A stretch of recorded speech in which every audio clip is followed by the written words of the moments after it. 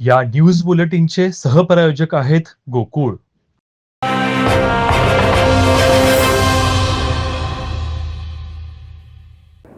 लाखो भाविकांच्या साथीने श्री क्षेत्र ज्योतिबा डोंगर येथील दख्खनचा राजा श्री ज्योतिबा देवाची चैत्र यात्रा अमाप उत्साहात शनिवारी झाली.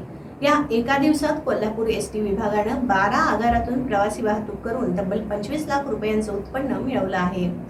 12 एप्रिल रोजी पश्चिम महाराष्ट्रातील सर्वात मोठी समजली जाणारी ज्योतिबाची यात्रा संपन्न झाली. या यात्रेसाठी संपूर्ण राज्यातून भाविक दर्शनासाठी येतात. यात्रेसाठी येण्याचा प्रवास हा लालपरीतूनच होत असतो. यामुळे एसटी महामंडळाचं यात्रेनिमित्त 25 लाख रुपये इतका एका दिवसाचं उत्पन्न झालं आहे. त्यामुळे सध्या एसटी महामंडळाला ज्योतिबा पावला असे म्हणणे वावगं ठरणार नाही. कोल्हापूर, संभाजीनगर, इचलकरंजी, कुरुंदवाड, मलकापूर, गगनबावडा, राधानगरी, गारगोटी, गडिंग्लज, चंदगड, आजरा आणि कागल अशा एकूण 12 आगारातून ज्योतिबा यात्रेसाठी 150 एसटी बसेस सोडण्यात आल्या होत्या.